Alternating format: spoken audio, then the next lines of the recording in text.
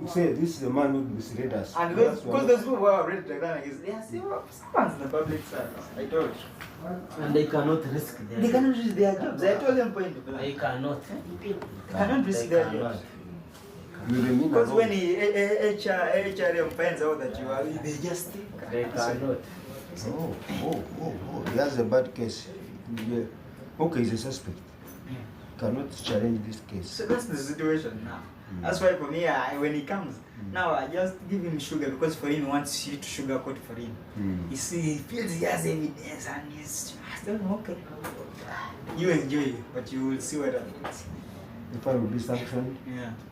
Then they say arrest and they take what? The other group will deny. Exactly. Those people will turn against you. So, this was all misread us. We are not. And you remember, even some who he put on the new resolution. When we call them here, Reverend Geoffrey Rwanyamuzira ni Divine Family TV. Ntago mwageze hano ku URSB kandi barabahamagaye isaha z'isayine.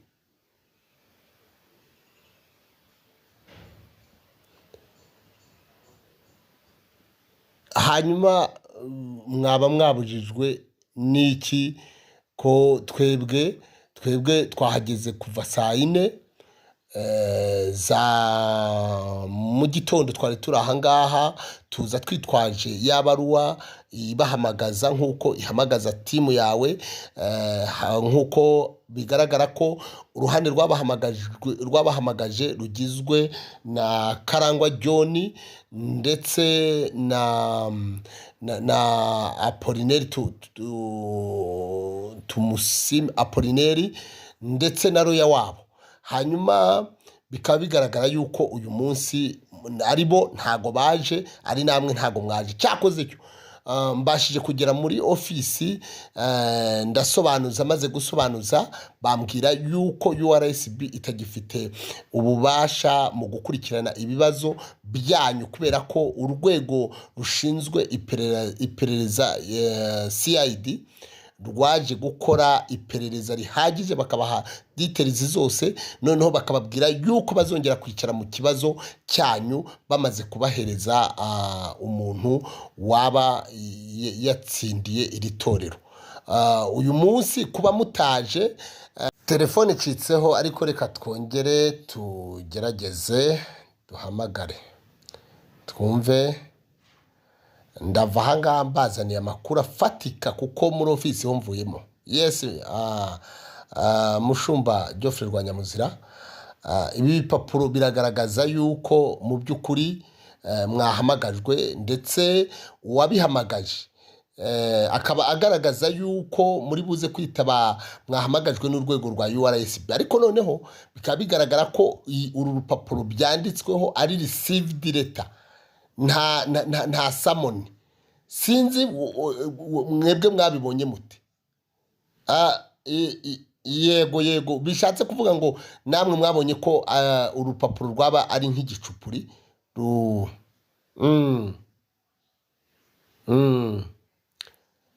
Yego, yes, biragaragara ko ururebye urabona ko ari urupapuro rwanditswe na roya wabo, aruzana hano mu URSB barutereshaho stamp. Ariko tugeze muri biro hariya hamwe ubushize mwajyaga mujya kuburanira na barugera Inyange dusanga nta muntu urimo. Hanyuma turangije turasohoka tuza kubaza mu ofisi nibwo badusobanurira batubwira ko ikibazo cyanyu cyamaze gushyikirizwa urwego rwa CID Kiburi. Uwo rero akaba yari Geoffrey Rwanyamuzira twarimo kuvugana. Uyu akaba ari Geoffrey Rwanyamuzira twarimo kuvugana rwose.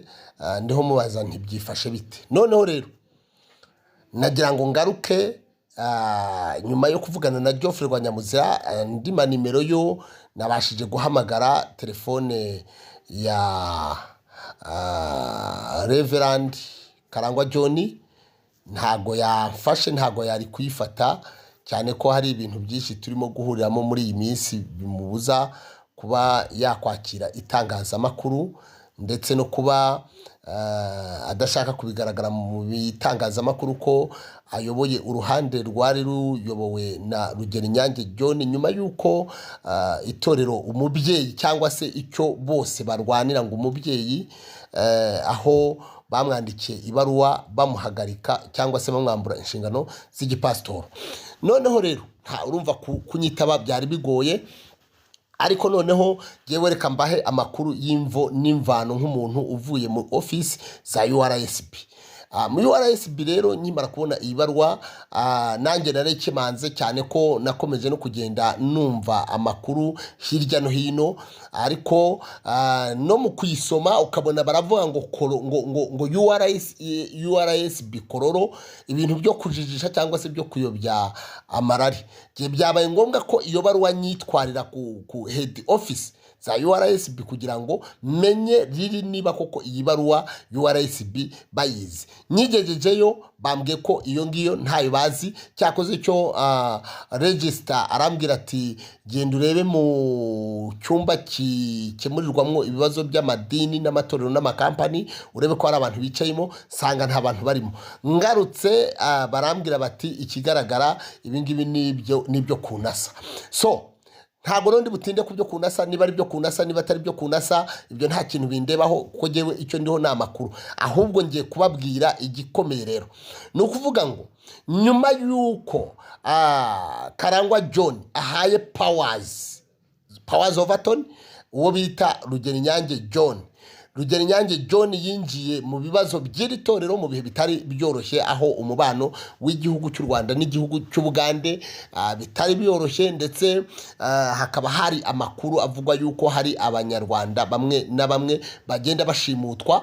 Ariko mu gihe twari hano muri iki gihugu ukaba waratekerezaga cyangwa se ubirebesheje amaso ugasanga hagendaga hashimutwa n'ubundi bafite aho bahurira n'ibyo bintu cyangwa se izindi mpamvu zituma bashobora kugirana amakimbirane n'abandi, bikaba byaba ngombwa yuko babashyiraho ibyaha, bigatuma igihugu cy'Ubugande nacyo urwego ruri rwa intelligence rukora akazi karwo. Rero uyu munsi wa none ndavuga ngo nyuma yaho John Rugerinyange agiriye mu rwego rwa CID Kiburi, akajya kwaba cyangwa se akajya kurega abantu bisa nkaho bagonganaga, nabyo ntari buze gutindaho cyane kuko bigaragara yuko muri uko kugongana hari Geoffrey Rwanyamuzira wari uhanganye na Rugerinyange John. Bivuga ngo timu ya Geoffrey Rwanyamuzira ikaba ivuga yuko yari yahawe uburenganzira cyangwa se yarahawe ububasha bwa rwihishwa, kuko bayihaye kondisiyo baravuga ngo ubu bubasha tuguhaye, iyi baruwa tuguhaye ntuzagira ahantu na hamwe ugira gute uyigaragaza. Hanyuma barangije kandi bacinyuma Rugerinyange bamuhereza igaragazwa. Igaragazwa rero biba ngombwa yuko igera mu URSB 1 2 3 biranga, byanze bayoboka urwego rwa CID Kiburi. Urwego rwa CID Kiburi abagabo rwose batarya ruswa, bataca hirya no hino, barangije bakora akazi kabo nk'uko byagombaga gukorwa. Fayiro irazamuka ijya kwa DPP. DPP rero yategetse iki? DPP amaze kubona ibi bintu afata icyemezo, aravuga ngo dushingiye ku bimenyetso bigaragara, ni ukuvuga ngo uyu mugabo ufite powers of attorney, biragaragara ko hari abiyambuye ububasha. Nubwo bavugaga bamushinjaga yuko akorana n'u Rwanda, aba bari mu Rwanda biyambuye ububasha, bamuhereza ububasha nk'umunyagihugu w'umunya-Uganda. So rero niba baramuha ububasha nk'umunyagihugu w'umunya-Uganda, nagende akurikirane abo bantu bagize gute, abo bantu batwaye iryo torero yaherewe ububasha. Muri abo bantu rero bakurikiranwaga harimo Geoffrey Rwanyamuzira, harimo Bright, harimo Nshimimana Jean Paul, harimo Wamara, harimo Kayinamura, harimo Penina, abantu nk'abo ngabo. Noneho birangira ikibazo cyatumye iki kibazo cy'itorero cya Adepr kikizunga. Ikibazo kikaba gishingiye ku muntu witwa Bright, kuba arimo kwaha ku muntu witwa Karangwa.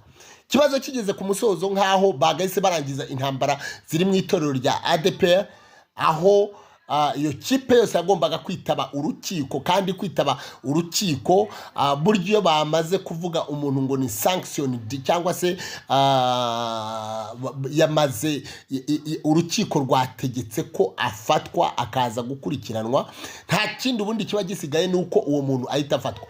Ariko kubera ko Karangwa yagize Bright icyitwazo cyangwa se inyundo yo gukubitisha bagenzi biwe, arangije ahita apfukirana cya kibazo cyasaga nkaho cyari kigiye kurangira.